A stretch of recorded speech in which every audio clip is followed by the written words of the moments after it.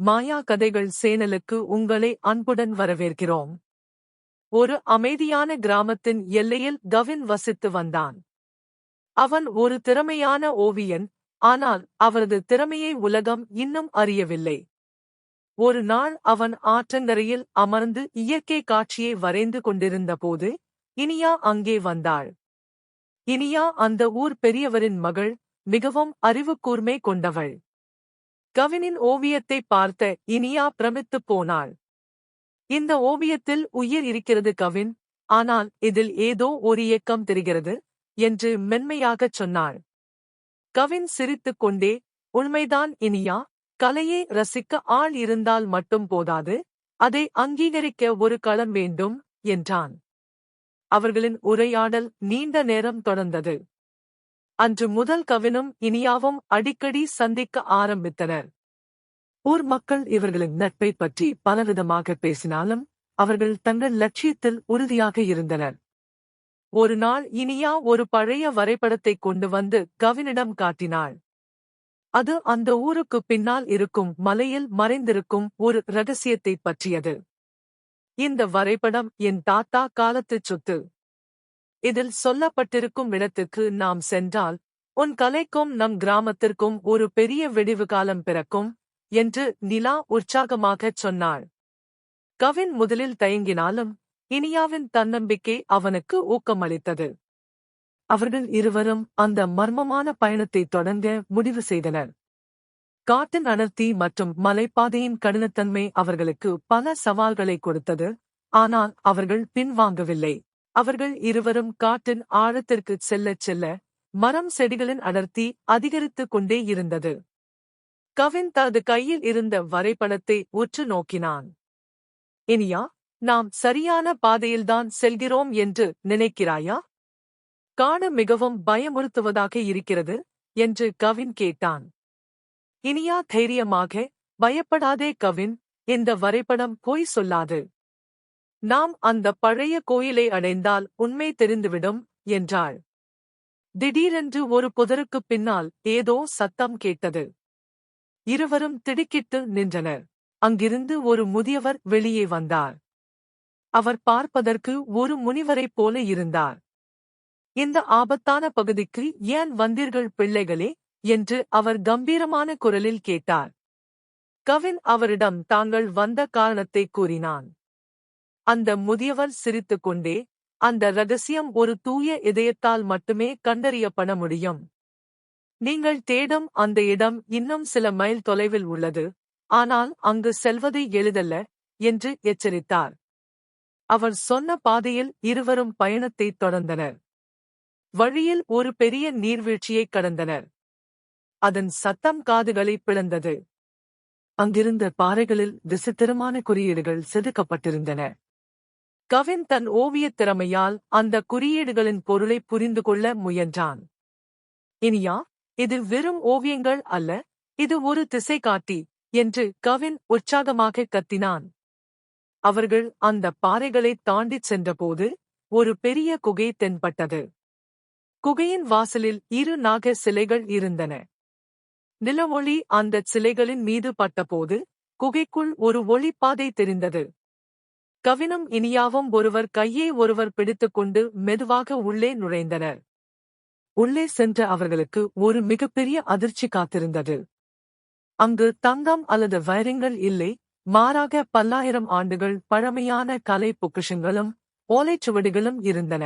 கவின் பிரமிப்போடு அந்த இடத்தைப் பார்த்தான். இனியா, இதுதான் நான் தேடிய உண்மையான செல்வம். நம் முன்னோர்களின் அறிவு மற்றும் கலை இங்கே புதைந்து கிடக்கிறது என்றான். அவர்கள் அந்த பொக்கிஷங்களை பாதுகாக்கவும் அதை உலகிற்கு தெரியப்படுத்தவும் உறுதி பூண்டனர்.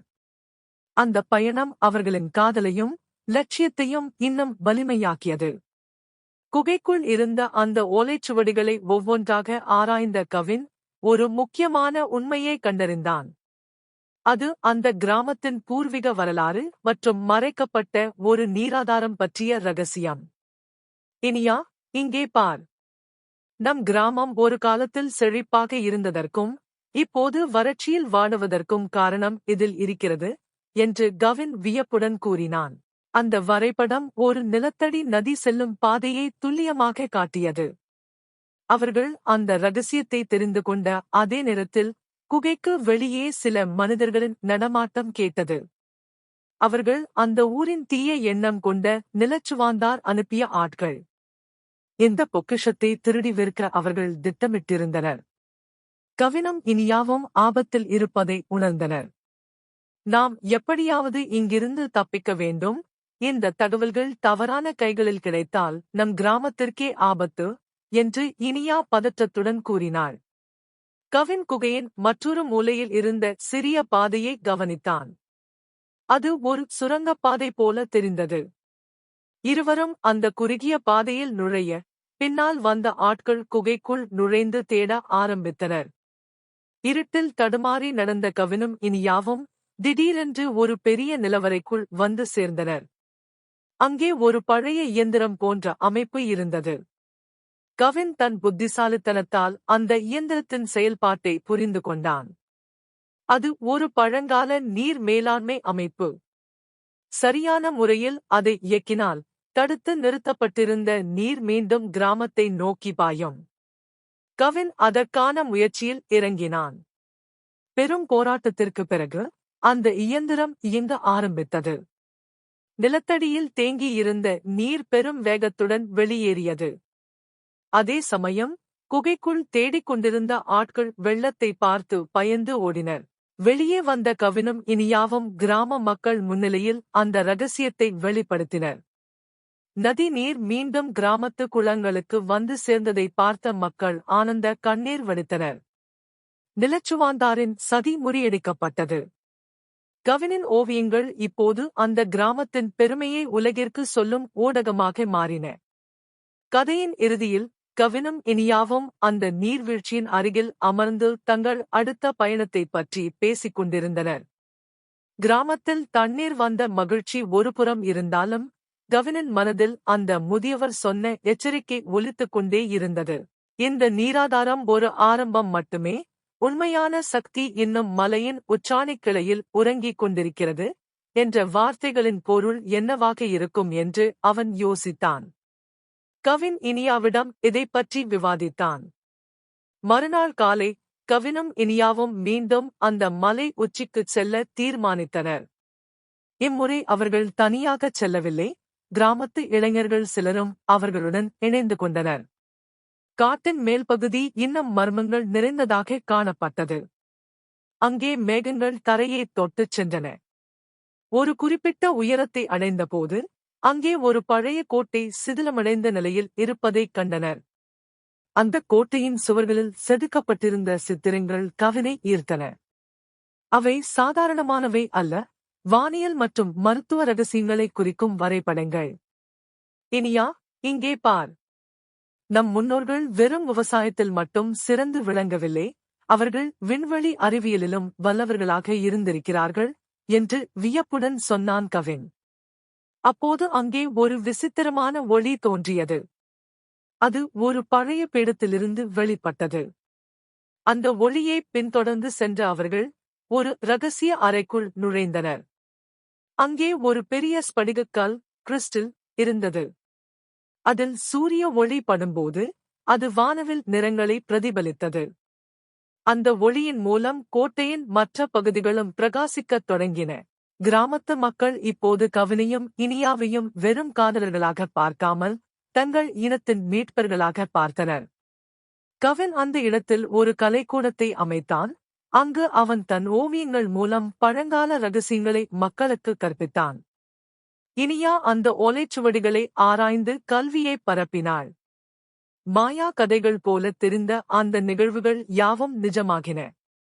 அந்த கோட்டையின் ரகசியங்கள் வெளிவரத் தொடங்கியதும் பக்கத்து நாட்டு பேராசை பிடித்த சில வணிகர்களுக்கு இந்த செய்தி எட்டியது. அவர்கள் அந்த கோட்டையில் இருக்கும் அந்த விலைமதிப்பற்ற ஸ்படிகக் கல்லை, கிறிஸ்டல், திருடத் திட்டமிட்டனர். நள்ளிரவு நேரத்தில் கவினும் இனியாவும் கோட்டையில் இருக்கும் ஓலைச்சுவடிகளை வகைப்படுத்திக் கொண்டிருந்த போது ஆயுதம் ஏந்திய ஒரு கும்பல் ரகசியமாக உள்ளே நுழைந்தது. கவின் சத்தத்தைக் கேட்டு உஷாரானான். இனியா, யாரோ உள்ளே வந்திருக்கிறார்கள், நாம் எச்சரிக்கையாக இருக்க வேண்டும் என்று கிசுகிசுத்தான். அந்த திருடர்கள் ஸ்படிகக் கல் இருக்கும் அறையை நோக்கி முன்னேறினர். கவின் தன்னிடம் இருந்த ஓவியக் கருவிகளையும் அங்கிருந்த பழைய இயந்திரங்களையும் பயன்படுத்தி அவர்களைத் தடுக்க ஒரு தந்திரம் செய்தான். கோட்டையின் சுவர்களில் இருக்கும் கண்ணாடிகளை ஒரு குறிப்பிட்ட கோணத்தில் திருப்பினான். நிலவொளி அந்த கண்ணாடிகளில் பட்டுத் தெரித்து ஒரு மாயையான உருவத்தை உருவாக்கியது. திருடர்கள் அதைப் பார்த்து பேய் என்று பயந்து நடுங்கினர். ஆனால் அவர்களின் தலைவன் மிகவும் புத்திசாலி. அவன் இது கவினின் தந்திரம் என்பதை புரிந்து கொண்டு கவினைத் தாக்கத் தொடங்கினான். இனியா சும்மா இருக்கவில்லை. அவள் அந்த கோட்டையின் பாதுகாப்பு அமைப்பை இயக்கும் ஒரு இரகசிய நெம்புகோலை லீவா அழுத்தினாள். திடீரென்று தரைப்பகுதி நகரத் தொடங்கியது. அந்த அறையின் கதவுகள் தானாகவே மூடிக்கொண்டன. திருடர்கள் அனைவரும் ஒரு பெரிய அறைக்குள் சிக்கிக் கொண்டனர். கவின் வீரத்துடன் போராடி அவர்களின் தலைவனை வீழ்த்தினான். மறுநாள் காலை கிராம மக்கள் அனைவரும் கோட்டைக்கு வந்து அந்த திருடர்களை காவல்துறையிடம் ஒப்படைத்தனர். கவினின் வீரத்தையும் இனியாவின் சமயோசித புத்தியையும் பாராட்டி ஊர் திருவிழாவே கொண்டாடியது. ஆனால் அந்த ஸ்படிகக் கல்லில் இருந்து வெளிப்பட்ட ஒளி ஒரு புதிய வரைபடத்தை சுவரில் காட்டியது. அது இன்னும் தூரத்தில் இருக்கும் ஒரு பெரிய சாம்ராஜ்யத்தின் இரகசியத்தை தாங்கியிருந்தது. அந்த சுவரில் தோன்றிய புதிய வரைபடம் சாதாரணமான ஒன்று அல்ல. அது அடர்ந்த காடுகளுக்கு அப்பால் இருக்கும் ஒரு மறைக்கப்பட்ட நகரத்தைப் பற்றிய தகவல்களைக் கொண்டிருந்தது. கவின் அந்த வரைபடத்தை உற்று நோக்கினான். இனியா, இந்த கோட்டை ஒரு ஆரம்பம்தான். நம் முன்னோர்கள் விட்டுச் சென்ற உண்மையான அறிவு அந்த பள்ளத்தாக்கில்தான் இருக்கிறது போல தெரிகிறது என்றான். இனியா சற்று கவலையுடன், கவின், நாம் இதுவரை சந்தித்த ஆபத்துகளே அதிகம். இப்போது இன்னும் தூரமான இடத்திற்குச் செல்வது பாதுகாப்பானதா என்று கேட்டாள். ஆனால் கவினின் கண்களில் ஒரு புதிய தேடல் தெரிந்தது. அவன் அந்த வரைபடத்தில் இருந்த குறியீடுகளை தன் குறிப்பேட்டில் வரைந்து கொண்டான். அந்த பயணம் வெறும் ஒரு தேடல் மட்டுமல்ல, அது அவர்களின் வரலாற்றை மீட்டெடுக்கும் ஒரு புனித பயணம். மறுநாள் அவர்கள் தங்கள் பயணத்தைத் தொடங்கினர். இம்முறை அவர்கள் கடல் வழியாகச் செல்ல வேண்டியிருந்தது. ஒரு சிறிய படகில் அவர்கள் அந்த மர்மமான தீவை நோக்கி பயணித்தனர். கடல் சீற்றம் அதிகமாக இருந்தபோதும் கவின் தன் நம்பிக்கையை கைவிடவில்லை. பயணத்தின் நடுவில் ஒரு பெரிய சுழல் அவர்களைத் தாக்கியது. படகு நிலை தடுமாறியது. அதிர்ஷ்டவசமாக அவர்கள் ஒரு கடற்கரையில் ஒதுங்கினர். அங்கே இருந்த மணல் தங்க நிறத்தில் மின்னியது. அங்கே இருந்த மரங்கள் இதுவரை அவர்கள் பார்த்திராத வகையில் விசித்திரமாக இருந்தன. நாம் எங்கே இருக்கிறோம் என்று தெரியவில்லை, ஆனால் இந்த இடம் ஏதோ ஒரு மந்திர சக்தியால் ஆளப்படுவது போல் உணர்கிறேன் என்றாள் இனியா. அப்போது தூரத்தில் ஒரு பெரிய மணி ஓசை கேட்டது. அந்த ஓசை அவர்களை ஒரு மிகப்பெரிய அரண்மனைக்கு இட்டுச் சென்றது. அந்த அரண்மனை முழுக்க முழுக்க பளிங்கு கற்களால் ஆனது. அதன் வாசலில் காவல் நின்ற வீரர்கள் விசித்திரமான உடைகளை அணிந்திருந்தனர். கவினையும் இனியாவையும் பார்த்த அவர்கள், நீண்ட காலத்திற்கு பிறகு வரைபடத்தின் இரகசியத்தை அறிந்தவர்கள் இங்கே வந்திருக்கிறார்கள் என்று கூறி அவர்களை உள்ளே அழைத்துச் சென்றனர். அங்கே அவர்கள் சந்திக்கப் போகும் நபர் அவர்களின் வாழ்க்கையையே மாற்றப் போகிறார். அந்த பிரம்மாண்டமான அரண்மனைக்குள் நுழைந்த கவினும் இனியாவும் அங்கிருந்த காட்சிகளைக் கண்டு வியந்து நின்றனர். சுவர்களில் இருந்த ஓவியங்கள் நகர்வதைப் போலத் தோன்றின. அரண்மனையின் நடுவே ஒரு சிம்மாசனத்தில் ஒரு வயதான மூதாட்டி அமர்ந்திருந்தார். அவர் கண்களில் ஒரு அமானுஷ்யமான ஒளி தெரிந்தது. அவர்தான் அந்த தீவின் அரசி மற்றும் இரகசியங்களின் பாதுகாவலர். வாருங்கள் பிள்ளைகளே, உங்கள் வரவுக்காகத்தான் பல தலைமுறைகளாக காத்திருக்கிறோம் என்று அவர் கனிவான குரலில் கூறினார். கவின் பணிவுடன் வணங்கி, தாயே, நாங்கள் இந்த வரைபடத்தின் இரகசியத்தை தேடி வந்திருக்கிறோம்.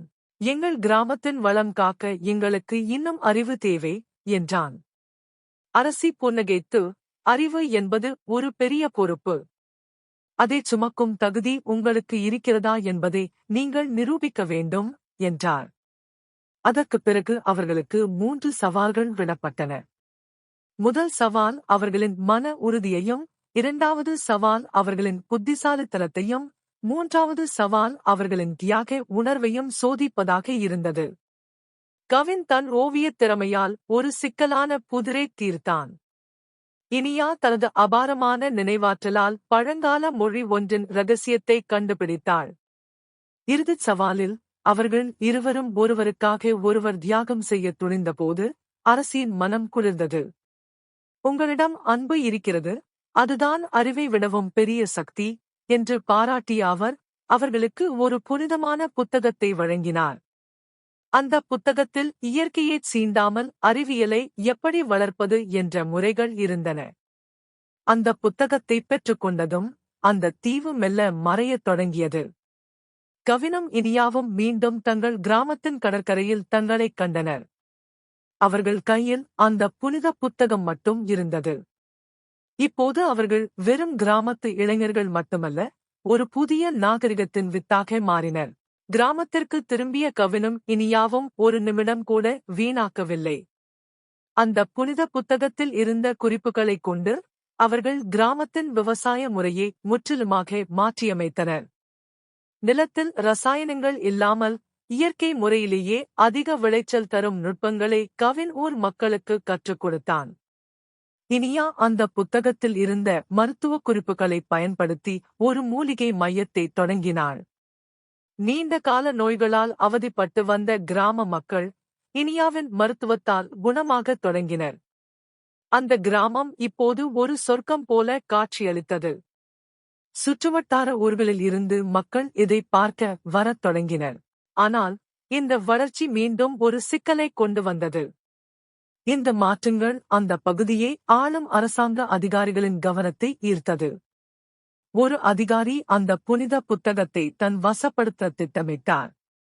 அவர் ஒரு பெரிய படையுடன் கிராமத்திற்கு வந்து, இந்த இரகசிய புத்தகம் அரசாங்கத்திற்கு சொந்தமானது, அதை எங்களிடம் ஒப்படைக்க வேண்டும் என்று மிரட்டினார்.